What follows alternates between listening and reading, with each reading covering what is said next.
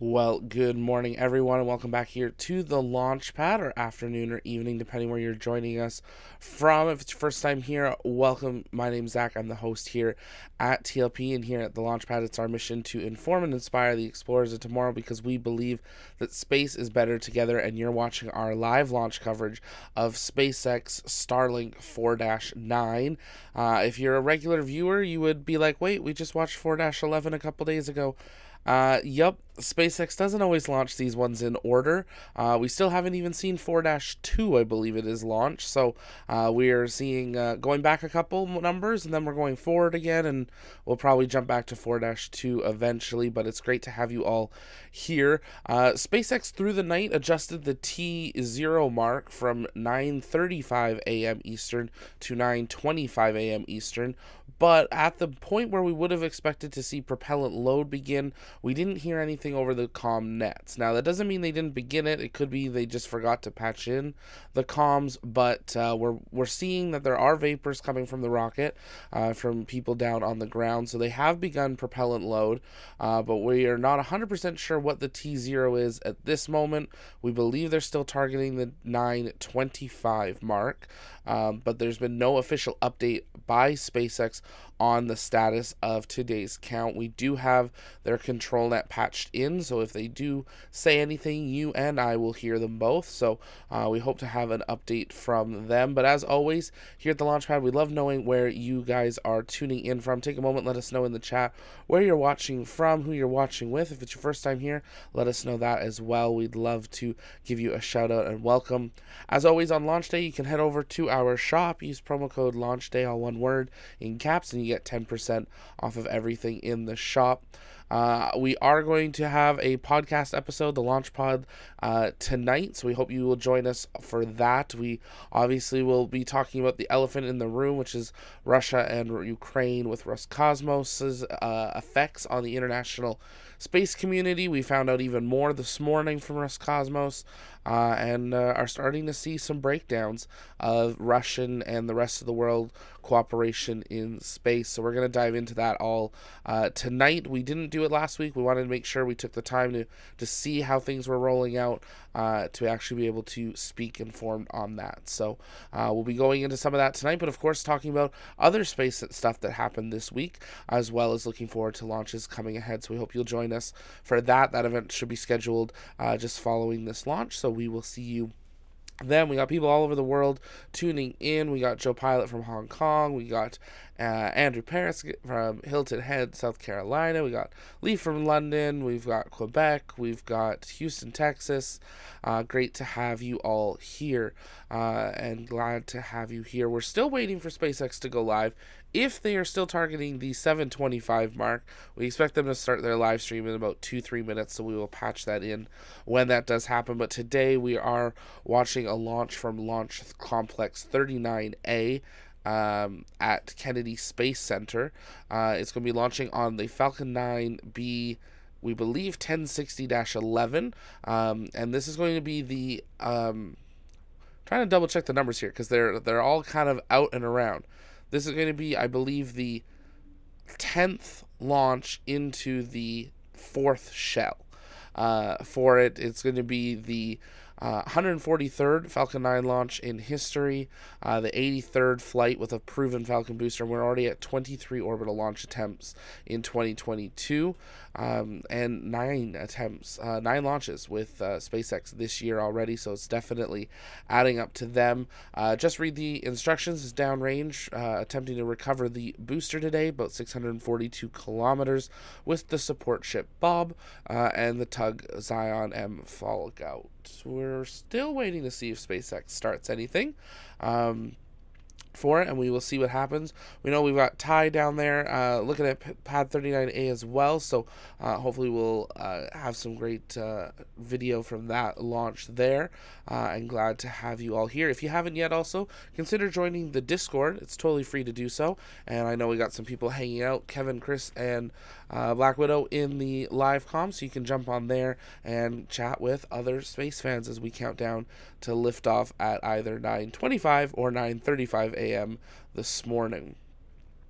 If you guys have questions, as always, you can send those in the chat. Just tag us at the Launchpad, and we'll be answering those live now until SpaceX gets started, and then through the countdown to launch.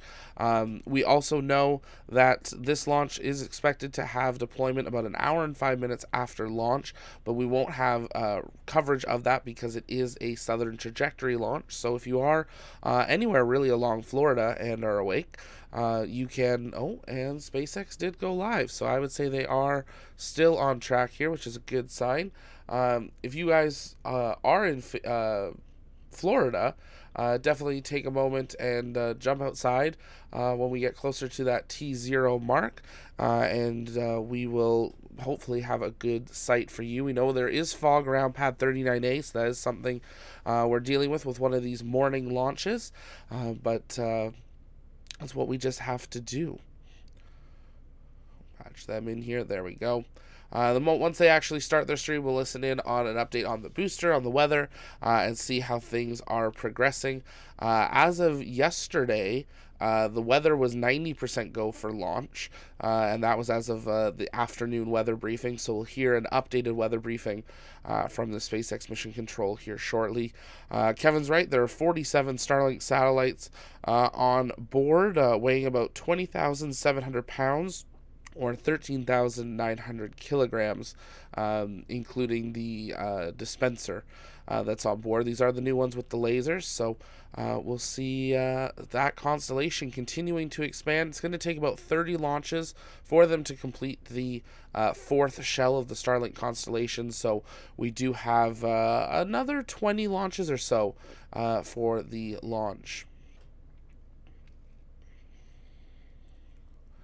Ren, will SpaceX launch OneWeb? That's something we're going to talk about tonight, but it's definitely an interesting thing to see that they could do. Julian, what is the most used launch pad in the world? It would probably be one of the Russia ones, just because they've had so many Soyuz. Probably Baikonur.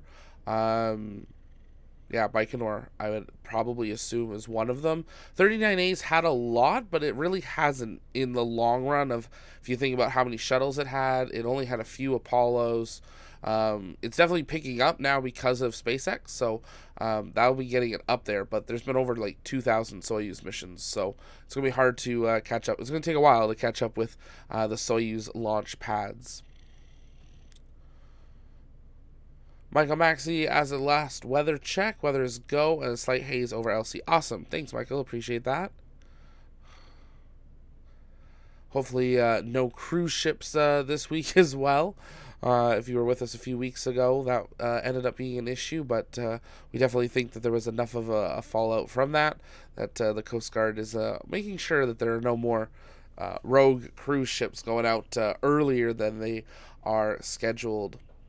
If you're just joining us, you're joining us for our live launch coverage of Starlink 4-9, launching from pad 39A at the Kennedy Space Center in Florida. SpaceX just getting ready to begin their live coverage here as we count down to launch. About 12 minutes from now is when we're expecting the T0.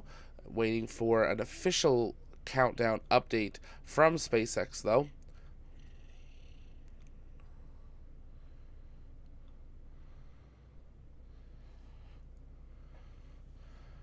And let's try this 1 second.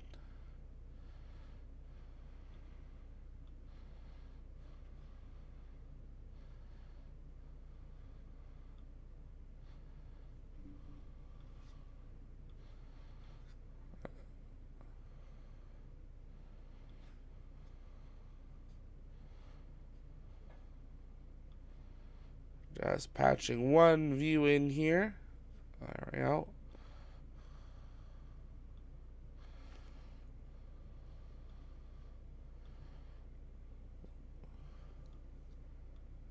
And there we go. SpaceX starting here, so we'll patch them in just a minute. As always, if you guys have questions, you can send those in the chat. Ooh, it looks like I froze. That's an exciting facial expression. If you guys have questions, you can send those in the chat. We'll be answering those live as we continue to count down until liftoff here. We should be coming down to T-minus 10 minutes. Just make sure you tag us at the launch pad, and we will answer those live as we continue through the count, and then to the actual point of deployment for that.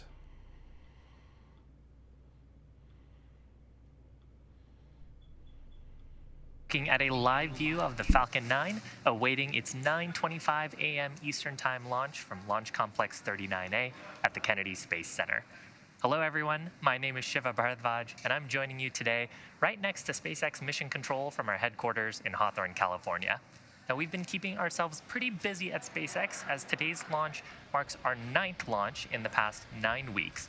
And if you've been following us, you know that Starlink is a satellite internet constellation designed and manufactured by SpaceX that can provide high-speed and low-latency internet to people living in remote and rural areas.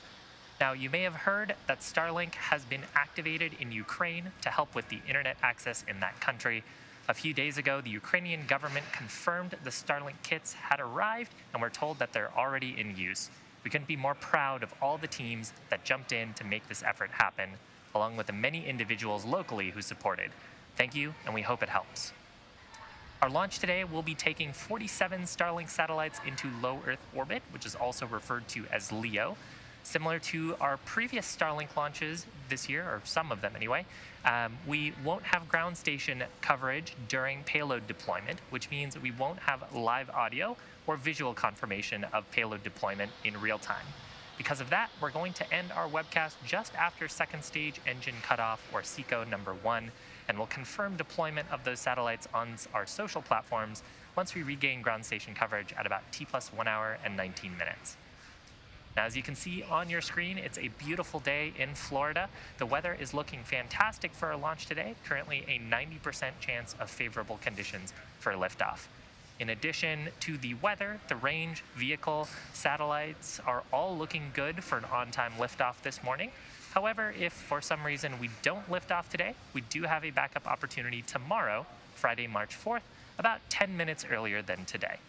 So for now, let's take a closer look at the Falcon 9 on the pad. Now on your screen is SpaceX's Falcon 9 rocket.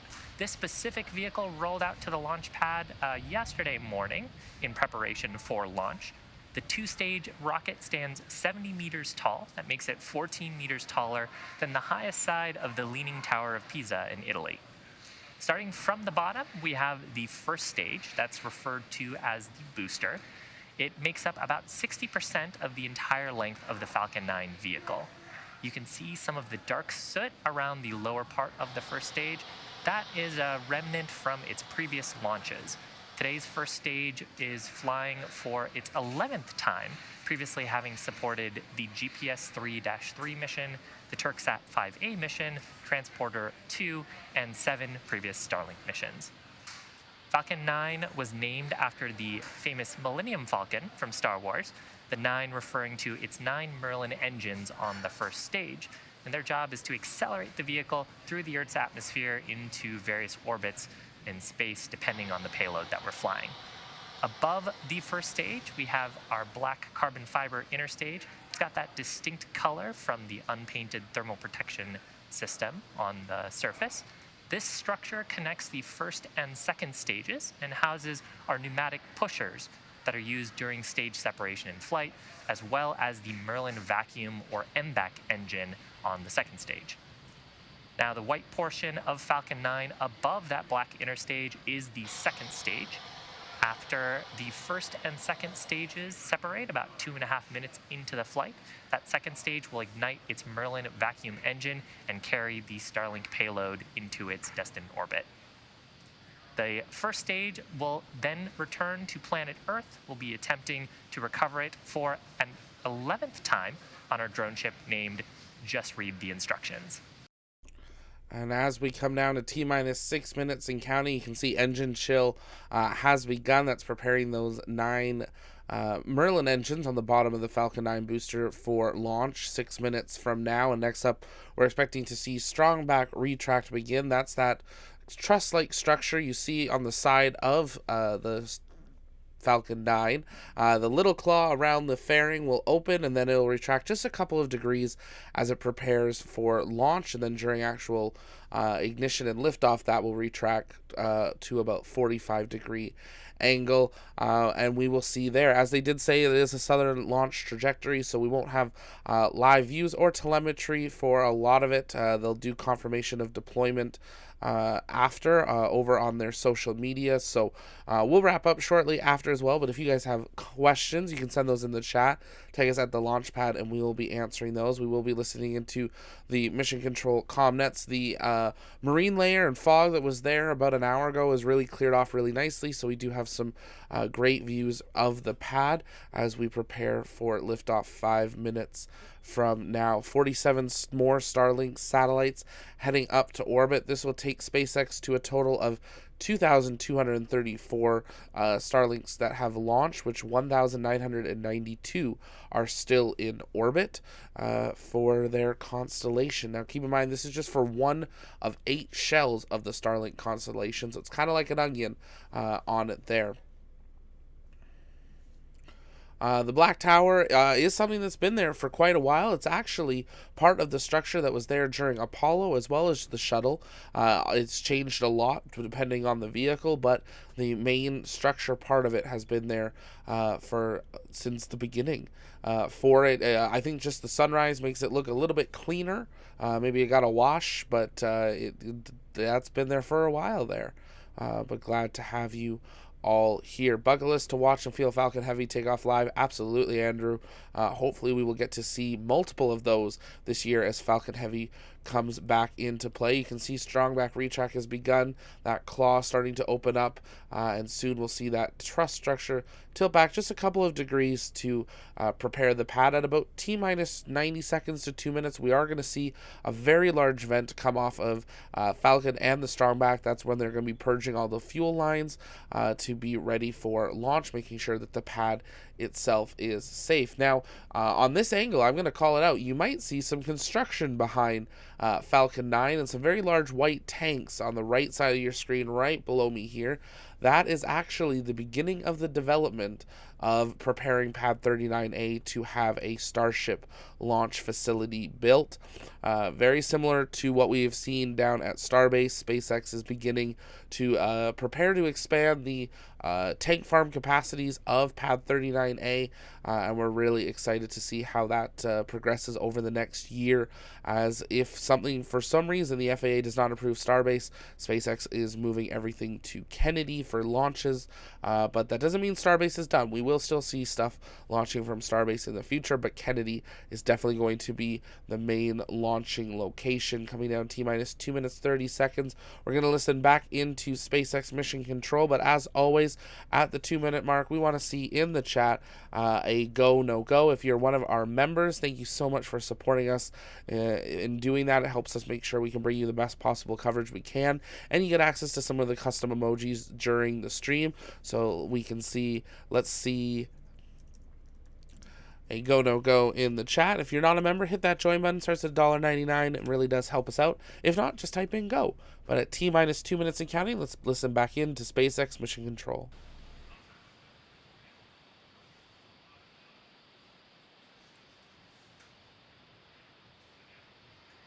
Now, shortly after LOX loading completes on the second stage, we will also see venting from the transporter erector.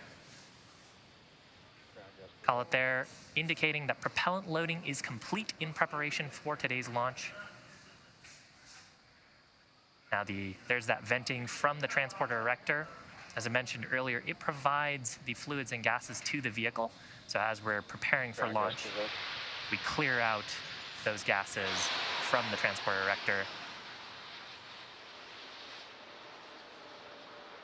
In about 15 seconds, Falcon 9 will transition to internal control by its autonomous flight computers, referred to as startup. So from there, that means that the flight computers are in control of the launch countdown through the rest of the mission. And then shortly after... T-minus 60 seconds. Falcon 9 is in startup.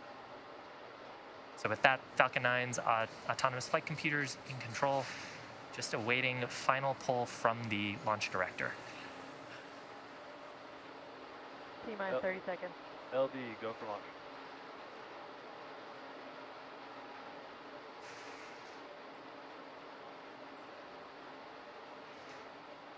You heard it there. Confirmation go for launch. T-minus 30 seconds. T-minus 30 seconds. LD, go for launch. So just under 30 seconds to go. Launch director giving their final go for launch.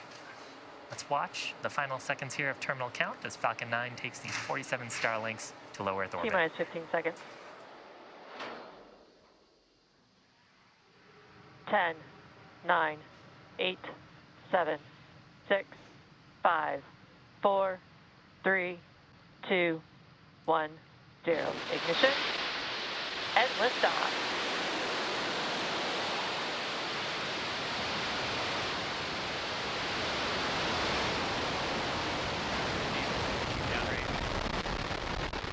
Chamber pictures. Another beautiful liftoff from pad 39A.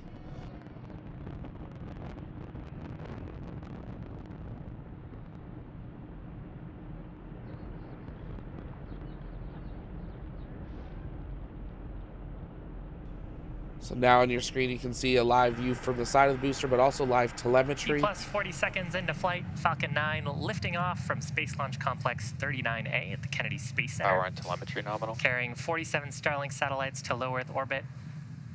Now, we just throttled down the Merlin 1D engines in preparation for max Q. That's the point of maximum aerodynamic pressure. Falcon 9 is supersonic. That's the point when the combination of the velocity of the vehicle and the density of the Earth's atmosphere put the highest stresses on the vehicle.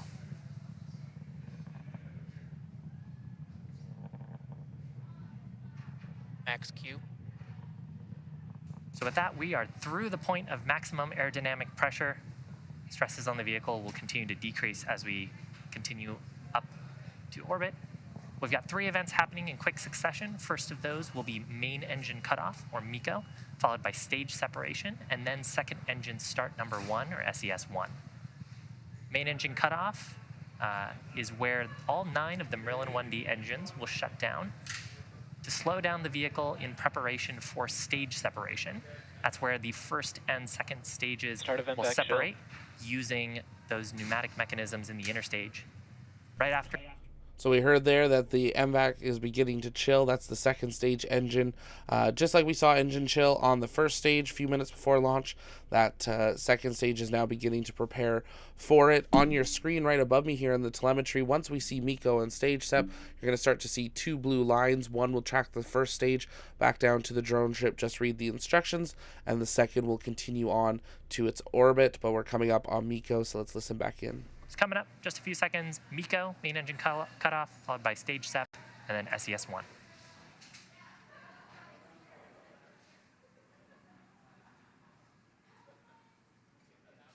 MECO. Stage separation confirmed.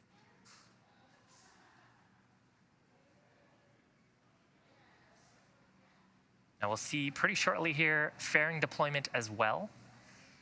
And second engine stage startup. Fairing separation confirmed. So there on the right-hand side of your screen, those Starlink satellites seeing space for the first time. There's a shot of the Merlin vacuum. You can actually see the fairing halves heading back to planet Earth. And on the left-hand side of your screen, you can see the first stage deploying its grid fins. Those fairings will come back and land about 45 minutes after they'll land in the ocean, about 15 kilometers further downrange than where the booster will, and they'll be scooped out of the water by the drone ship Doug later today. Continuing to its target orbit, the first stage, which you can see on your left-hand side, has a couple of burns to make before it can make its way back to planet Earth.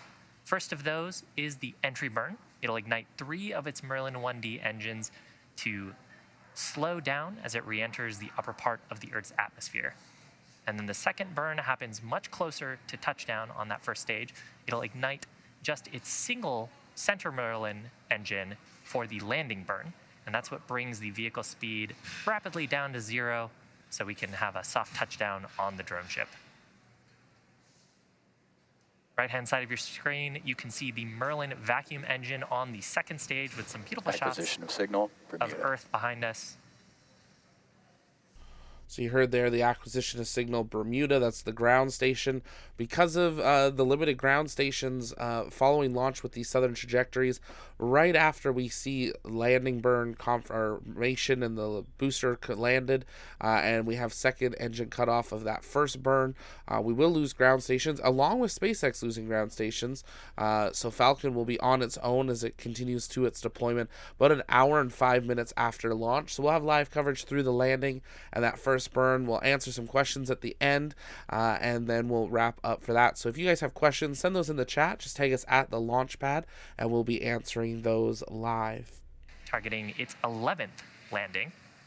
On the right-hand side of your screen is the second stage, carrying 47 Starlink satellites into an intended drop-off orbit. Great comment here, Michael Maxey. Boost back burn. No boost back burn today. Boost back burns we only see when they are actually returning back to the launch complex to land at landing zone 1 or 2. For them, when they go back to the drone ship, they just do their launch, they have cutoff, and then they just float back down, do an entry burn and a landing burn.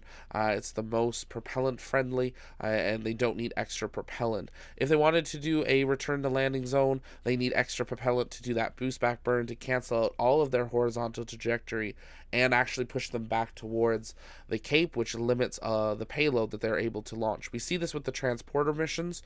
They're normally able to do return to landing zone. We saw 3 of them actually at the beginning of this year, 1 at Vandenberg, 2 at Kennedy, which are very rare to see in the past. Normally we only saw about 1 a year, but hopefully we will see some more later this year. But today, landing on drone ship, just read the instructions, and then the second stage will continue on its way. Of the Earth's atmosphere, you can see some periodic gas thrusters. That's from nitrogen gas. Both vehicles continue to follow nominal trajectories. And that's orienting the vehicle as we get prepared for the entry burn start, which is coming up about 20 or so seconds from now. During entry burn, we'll ignite 3 of the Merlin 1D engines on the first stage to slow down the vehicle as we start to hit the denser parts of the Earth's atmosphere. And that entry burn startup here should be in just a few seconds on that left side of your screen. Stage 1, entry burn, startup. Stage 1 FPS is safe. There you can see those engines starting, about a 20-second burn. Confirmation of entry burn startup. Stage 2. And I have a question here. Why do we never see the booster touchdown? We have seen it before. It really depends on the weather conditions and the sea conditions. When this booster lands, you have to think about the amount of force that is coming off these engines as it lands onto this drone ship and the shaking that it occurs. That helps cause vibrations through, which affect the satellite signals of being able to send out the live video feeds from the ship. That's why sometimes the booster feeds are actually clearer than the actual drone ship feed. But you can see there that drone ship, or the booster, quickly coming in towards the drone ship. We'll have another landing burn here about 30 to 45 seconds from now, and we will hopefully have a 11th touchdown of booster 1060, becoming one of 3 of the flight, continuing its legacy of being one of the 3 flight leading boosters. Looks like they lost that signal there just a little bit. We are right on the edge of those ground stations as they continue on their way, but landing burn. So let's listen into mission control, at least to hear confirmation of landing, but hopefully we'll get a live view back. On the first stage,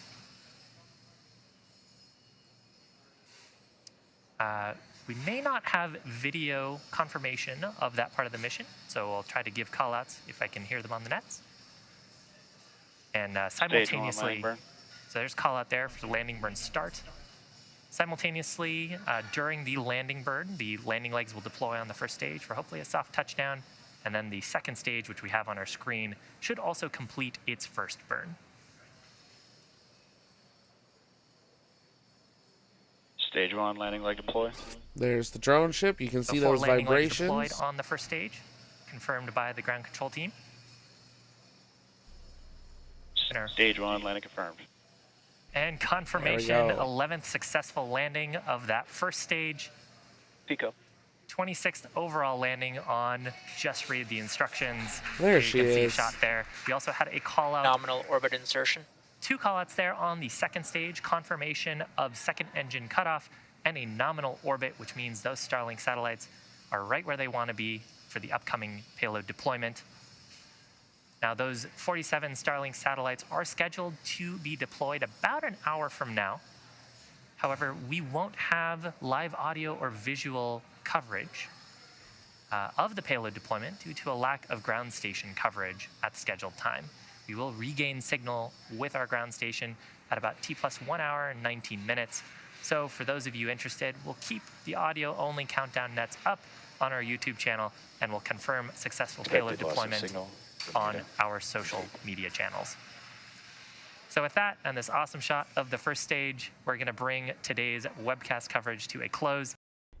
Well, they're going to. We're going to take a few minutes and answer your guys' live comments and questions. So if you have any, you can send those in the chat. Tag us at the launch pad. Normally answer them leading up to the launch, but we've got a little bit of time here, so we will answer those live as we continue to monitor the second stage as it continues its way around the Earth for deployment. They won't have confirmation of the deployment for about an hour and so from now, but they will have that on their Twitter, and we'll go from there. Beautiful weather out there. Absolutely, Andrew Paris. Makes me jealous. I still got snow outside. Almost bullseye. Yep, they're getting better, Kevin. They're getting closer and closer each time, but still great to see another booster return and land on a drone ship.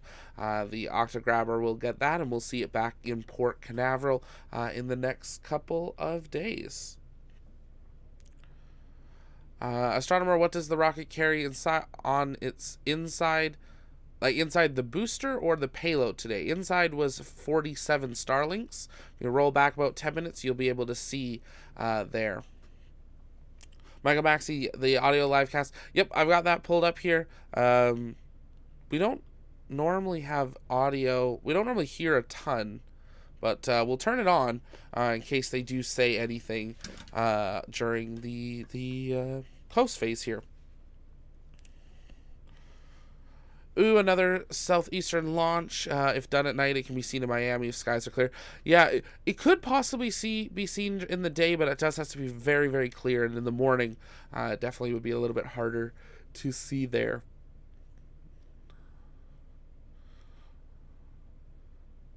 Andrew, hypothetically, how would fusion change space travel? We would need to figure out a lot of things on how to do fusion, but it's always something that could happen. Make it faster, make it cleaner. Thanks, Fairground. Appreciate it. The seas look calm today. They did look pretty calm. I think that's why we had a little bit better of a feed there for today's landing. Not a crystal clear feed like we've seen before, but at least something.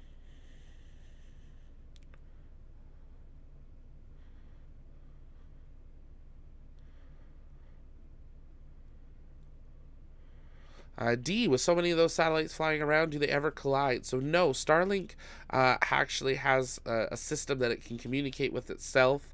They know where they are, and they actually can move out of the way if they need to. We haven't seen it have to happen many times, but it is a possibility, especially once they get, 5, 10, 15, 40,000 of these in orbit. They're going to need to be able to move them out of the way for launches and for different things.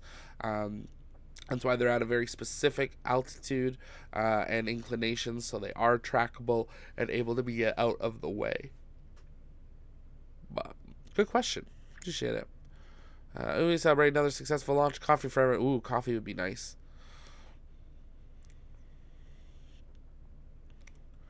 Could satellites be shot down from Earth or the moon? Yes, absolutely they could. We saw Russia do that few months ago. They shot down an old Soviet satellite, which ended up causing some issues, but we hope we don't see any more of those incidences.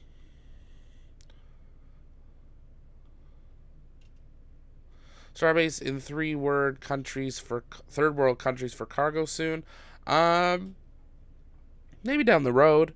It takes quite a bit to build a Starbase launch facility, so there'd have to be a really good reason to do so. Thanks, Kevin. Appreciate it. But I think with that, we're going to wrap up our live commentary portion of the launch today. We are going to leave this net up and we'll put up some tunes for you guys. We'll still be talking in the live chat. And if you haven't yet, consider heading on over, check out the shop, use promo code LAUNCHDAY, get 10% off of everything in your order. We are still shipping all around the world, except for Russia, of course. And we hope that you will pick something up there. It's a great way to support us. Also, make sure to check out Discord. We'll be hanging out in live comms, doing kind of a post-launch show in there, and hope you will join us for that. And then later today, join us for the launch pod tonight, where we'll be obviously addressing the Ukraine and Russia and the future of the Russian rest of the world space cooperation in space, as well as talking about everything else space that has happened in this last week and what you can look forward to in the week ahead. Michael, the upcoming Polaris missions will be testing upgrades to Dragon life support for space. Absolutely, they will. Yeah, we're going to see Dragon really get pushed to a new level, which is really exciting to see. But that is going to do it for us today here at the Launchpad. It's our mission to inform and inspire the explorers of tomorrow, because we believe that space is better together. And this was our live launch coverage of SpaceX Starlink 4-9. We have many, many more launches coming up this month. It's a busy month. The next upcoming launch is going to be Starlink 4-10 on March 8th, 4-12 on the 15th, and then Axiom 1 on March 30th. And we hope you'll join us for those, as well as the Launchpad, of course, on every Thursday night. And Space News Updates are making a return, so we will have lots of content coming your guys' way to keep up with everything happening in space. But for now, this is Zach from the TLP Studios signing off. We'll see you next time. Bye-bye.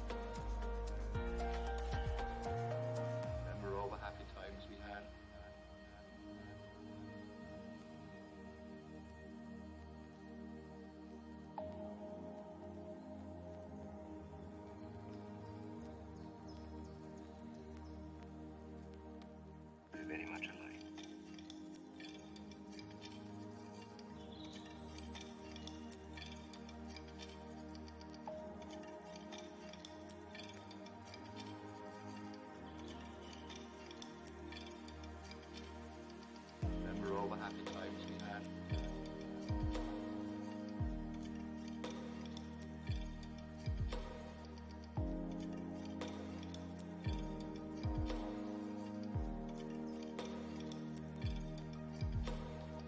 Very much alike.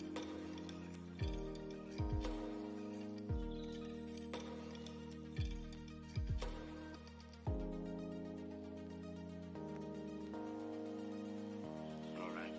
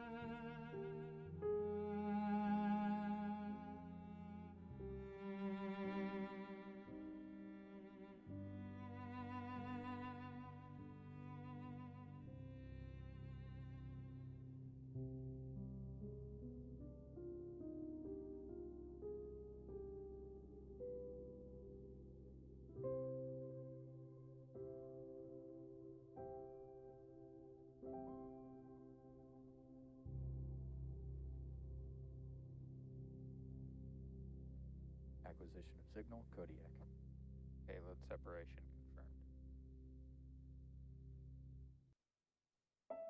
confirmed.